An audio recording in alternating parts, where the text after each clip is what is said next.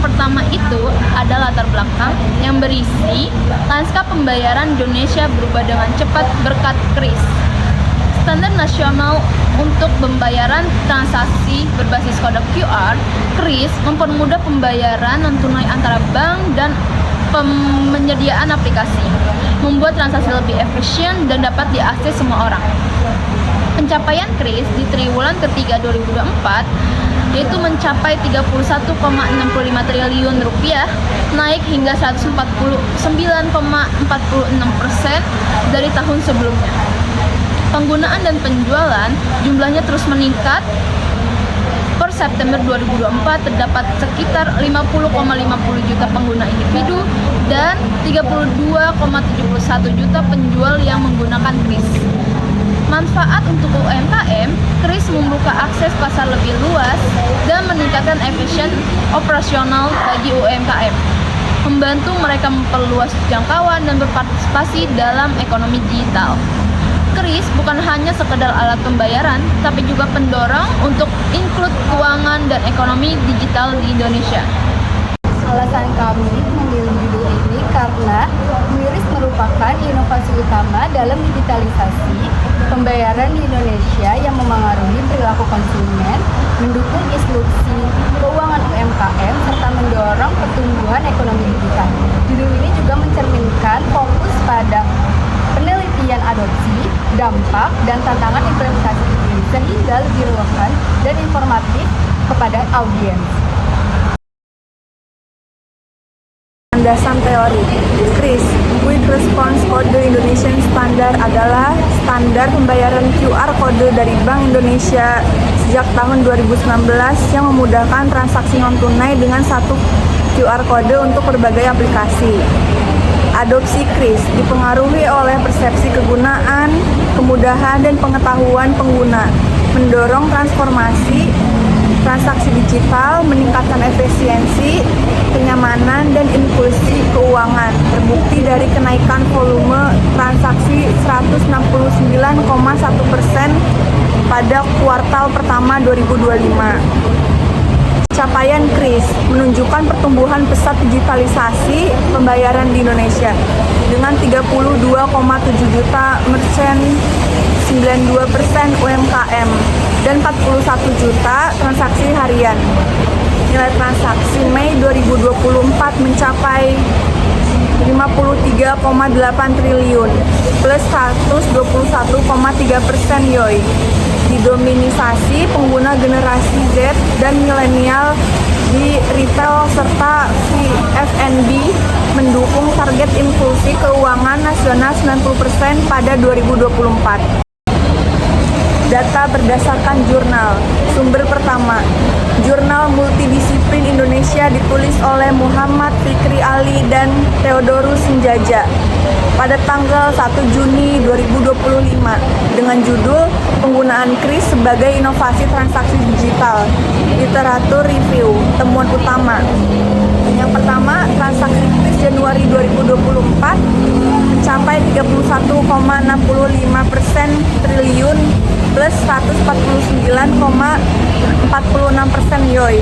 Yang kedua, jumlah pengguna KRIS mencapai 46,37 juta, termasuk 30,88 juta UMKM.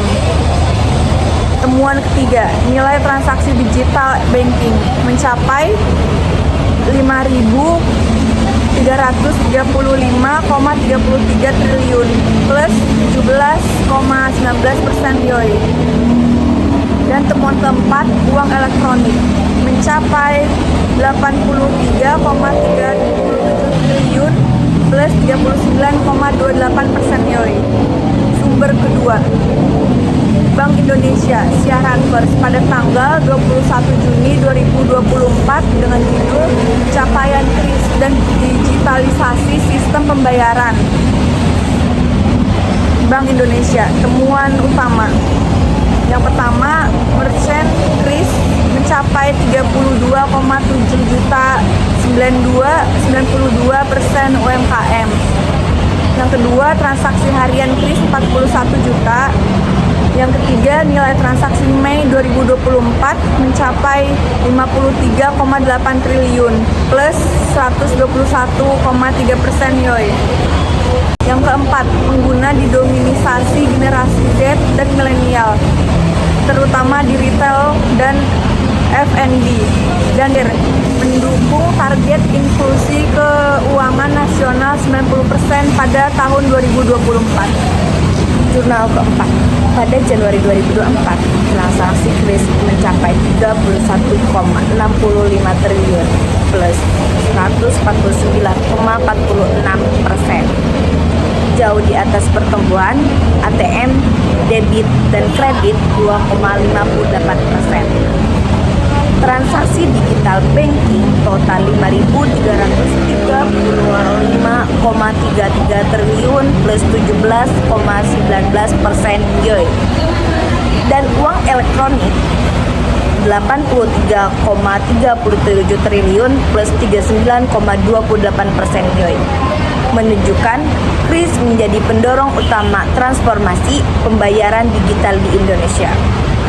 Kris memudahkan UMKM menerima pembayaran multikanal, mengurangi biaya tanpa edisi, aman lewat enkripsi, dan mempermudahkan monitoring transaksi. Penelitian Sihaloho 2020 menunjukkan peningkatan pendapatan 5-10% per hari. Sementara survei Indef 2023 mencatat 100% UMKM setuju dilegalisasi, termasuk kris mendorong penjualan dan memperluas pasar. Sumber jurnal keempat ya dari Info Bank iNews, ditulis oleh Muhammad Ibrahim tanggal 21 Februari 2024 tentang transaksi kris menembus 31,65 triliun, naik 149,65%. Temuan utamanya yaitu transaksi QRIS Januari 2024 31,65 triliun plus 149,46% yoi. Jumlah penggunaan QRIS 46,37 juta, match 30,88 juta UMKM. Nilai transaksi digital banking 5.335,33 triliun plus 17,19%. Uang elektronik 83,37 triliun plus 39,28%. Sumber jurnal Ekonomi, Manajemen, dan Bisnis, ditulis oleh Nadifa Alifia, Erwin Pratama, dan Hanfonsa pada tanggal 1 April 2024 yang berjudul Analisis Penggunaan QRIS terhadap Peningkatan Pendapatan UMKM. Temuan utama yaitu pertumbuhan pengguna dan transaksi QRIS meningkatkan pendapatan UMKM. Adopsi QRIS merata secara nasional, tidak hanya di Jawa. Satu QRIS kode mengurangi kebutuhan investasi di banyak platform. Digunakan semua usia, terutama generasi muda, mendorong peningkatan transaksi. Di sini jurnal yang kelima yaitu penggunaan QRIS sangat berpengaruh signifikan terhadap konsumen mahasiswa 0,761. Ia dipengaruhi oleh kenyamanan, kecepatan, diskon, promosi, dan keamanan transaksi. Banyak terjadi di lingkungan kampus untuk kebutuhan sehari-hari. Dengan menunjukkan QRIS sangat mempermudah dan potensial mengubah perilaku konsumen. Hingga 5 November 2021, QRIS memiliki 2,5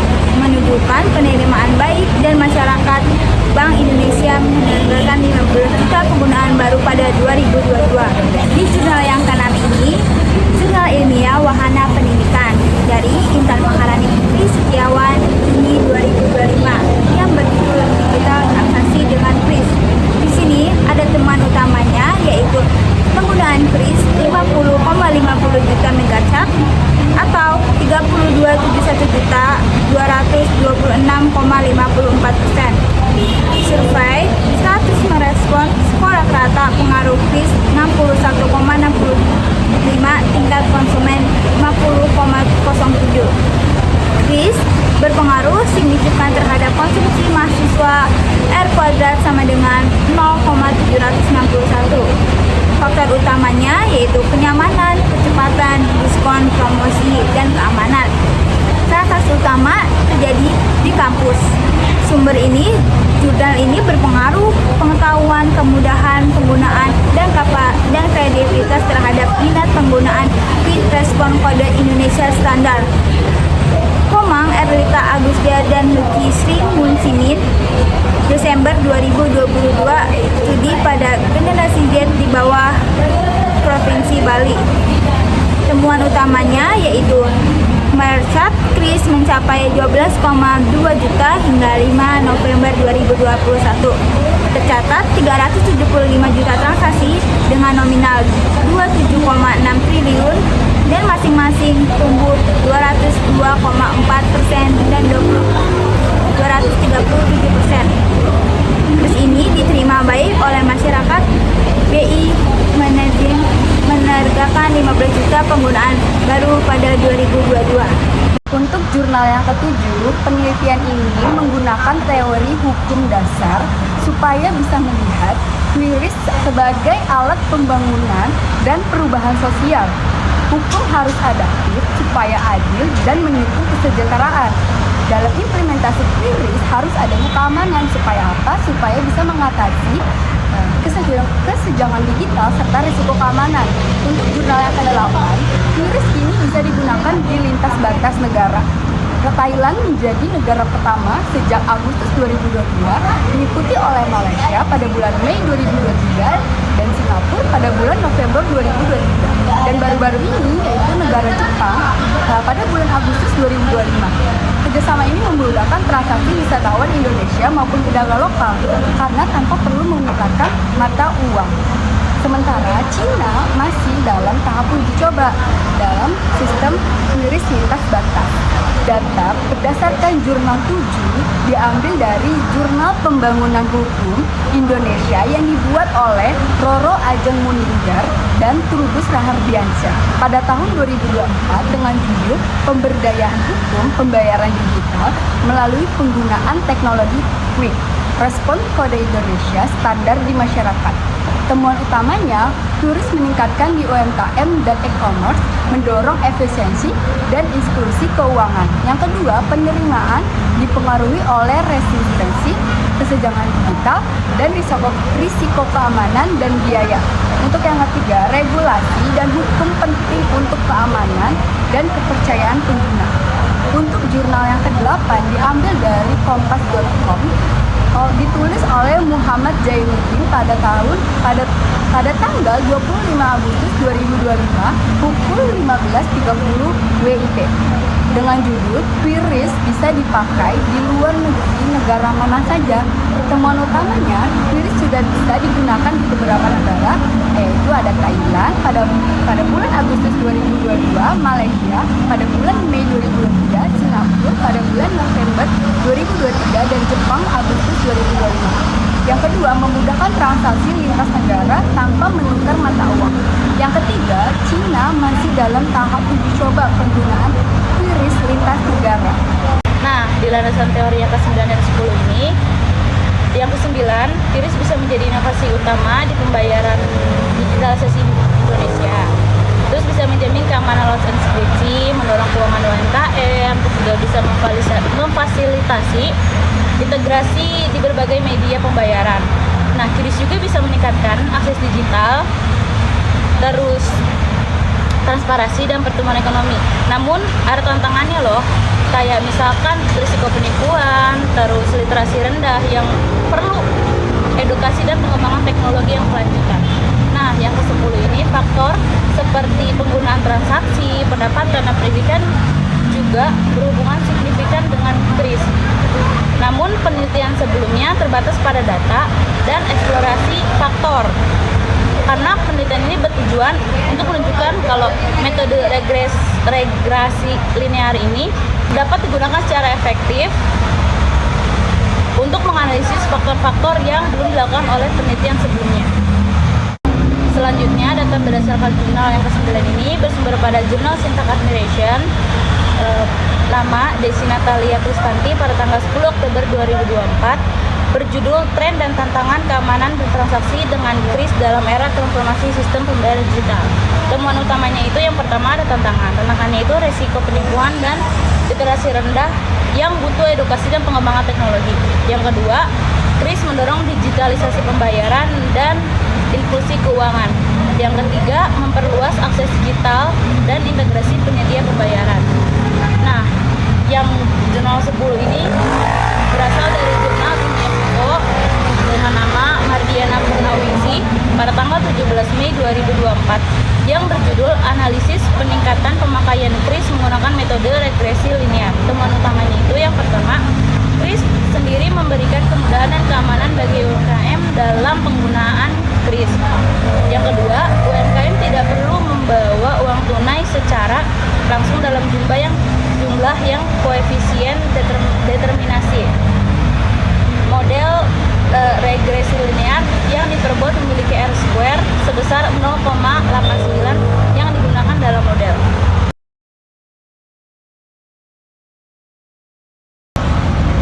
Berikut ada beberapa kesimpulan, yaitu Inovasi utama, KRIS memudahkan transaksi non-tunai, aman dan mendukung inklusi keuangan UMKM. Terus pertumbuhan cepat, market, transaksi dan nilai transaksi meningkat, didominasi Gen Z dan milenial. Lalu dampak ekonomi dan sosial, meningkatkan pendapatan UMKM, memperluas pasar dan mendukung digitalisasi ekonomi. KRIS lintas batas mempermudah transaksi internasional. kemudian tantangan, risiko keamanan literasi digital rendah dan perlunya edukasi serta pendekatan multidisipliner.